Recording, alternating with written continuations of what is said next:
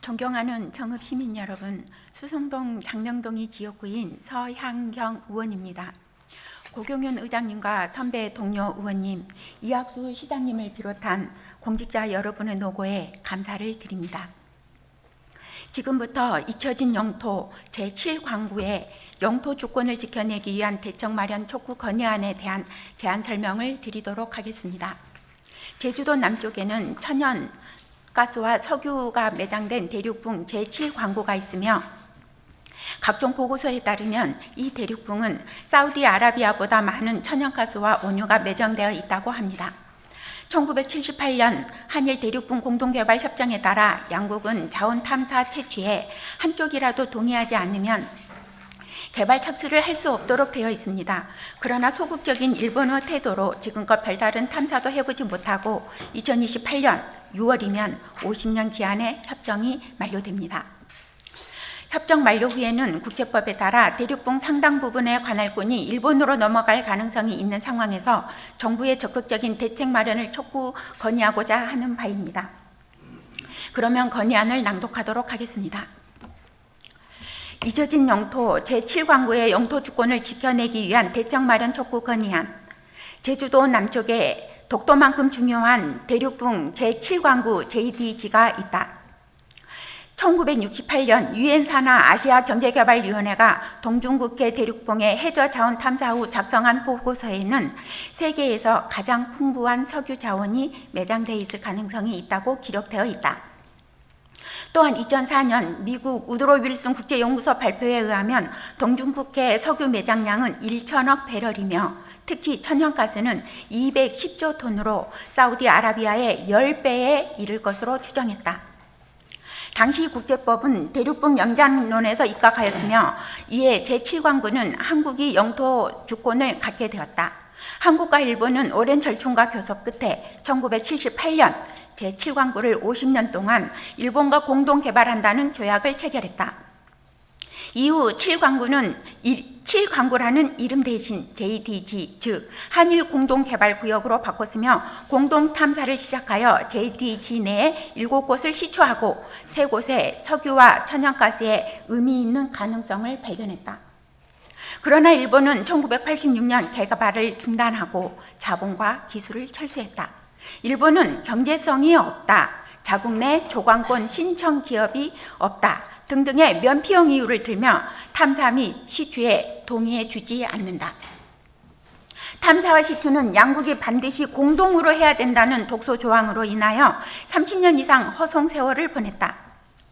그러는 동안 국제법은 기존의 대륙붕 연장론에서 새로운 국제해양법인 200캐리 배타적 경제수역이라는 개념이 도입되었으며 이는 양국으로부터 중간선을 긋는 것이므로 JD의 90%가 일본 소유가 될 수 있는 상황이 된 것이다.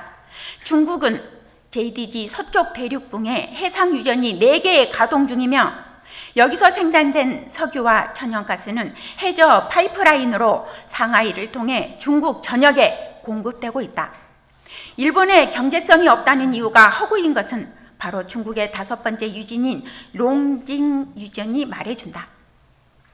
롱징 유전은 JDG에서 약 860m 거리의 초근접 지근에 있다. 일본 정부는 JDG의 자원이 빨려 들어갈 수도 있다는 이유로 강하게 반발했다.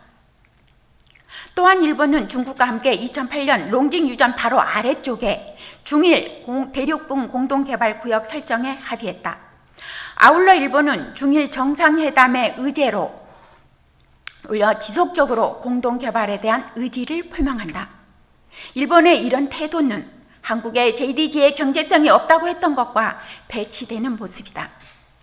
JDG는 2028년에는 종료가 되며 2025년 6월에는 협정을 연장할지 종결할지에 대해 상대국에 통보해야 하므로 시간이 얼마 남지 않았다.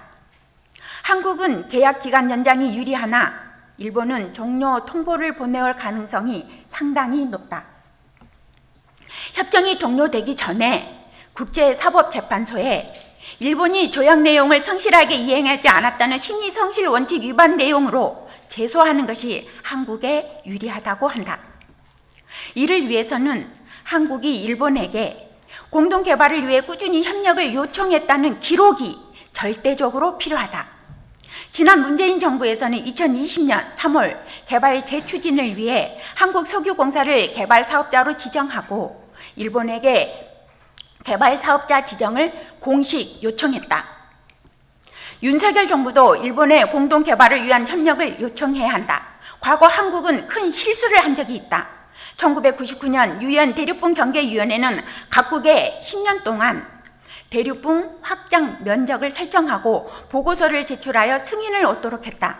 이에 노무현 정부는 150페이지 정도의 보고서를 한글판과 영문판으로 제작하여 CLCS에 제출할 준비를 해놓았지만 그 다음 정부는 8페이지의 예비 보고서, 자본과 탐사 기술이 없는 후진국 배려용 보고서를 제출한 것이다. 2009년 5월 31일 데드라인 기한에서 3년이 지난 2012년 12월에서야 정식 보고서를 제출했다.